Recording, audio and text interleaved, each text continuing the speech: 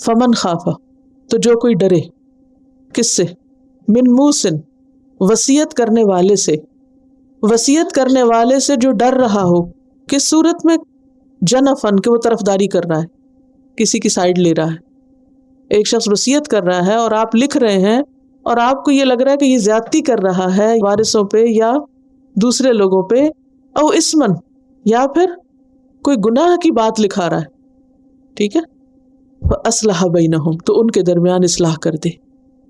اصلاح سے مراد یہاں صلح کرنا نہیں ہے، کسی جھگڑے کو نپٹانا نہیں ہے، اس سے مراد اس وصیت کو درست کرنا ہے، لیکن وہ خود سے ہی نہیں کرے بلکہ کیا کرے؟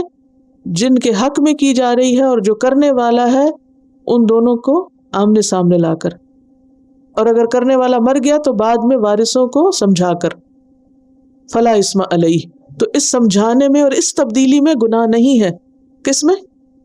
یعنی اگر وصیت میں ناحق کسی کی جانبداری کی گئی یا پھر کسی پہ زیادتی کی گئی تو ایسی صورت میں اس وقت بھی سمجھا سکتا ہے، پہلے تو کہا گیا نا کہ وہ اس کا مائنڈ نہ چینج کرے، جو وصیت کر رہا ہے کرنے دے، لیکن اگر وہ زیادتی کر رہا ہے تو پھر اس وقت اس کو سمجھا سکتا ہے، اور اگر وہ مر گیا تو بعد میں وارثوں کے درمیان بھی حالات درست کرا سکتا ہے اور ان کو بتا سکتا ہے کہ اگر تم اسے صحیح کر لو تو مرنے والے کی جان چھوٹ جائے گی، اس نے تم پہ احسان کیا ہے تم اس پہ کرو، کیونکہ بعض اوقات جب کسی وارث کو محروم کر دیا جاتا ہے اور مال غیر وارث کو سارا لکھ کے دے دیا جاتا ہے تو ایسی صورت میں ساری زندگی اگر کوئی شخص نیک کام کر رہا ہے اور مرتے وقت وصیت غلط کر جائے تو جنت حرام ہے اس میں، یہ بھی غلط ہے۔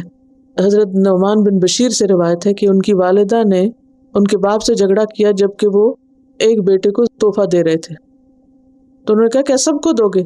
ماں نے پوچھا سب کو دو گے؟ کہا نہیں، کہا میں نہیں راضی اس پر جب تک تم اللہ کے رسول صلی اللہ علیہ وسلم سے کنفرم نہیں کرتے۔ تو انہوں نے جا کے کنفرم کیا تو آپ نے اس سے منع کیا کہ کسی ایک اولاد کو سب کچھ دے دیا جائے، ہونا کیا چاہیے؟ برابری کی جائے، تاکہ آپس کی جو بیڈ فیلنگز ہے اور دشمنی اور عداوت جو ہے وہ نہ پیدا ہو۔ وصیت کے احکام جو ہیں یہ منہاج المسلم ایک کتاب ہے، اس کے پیج نمبر 599 پر مزید لکھے ہوئے ہیں، ان کو بھی آپ پڑھ سکتے ہیں۔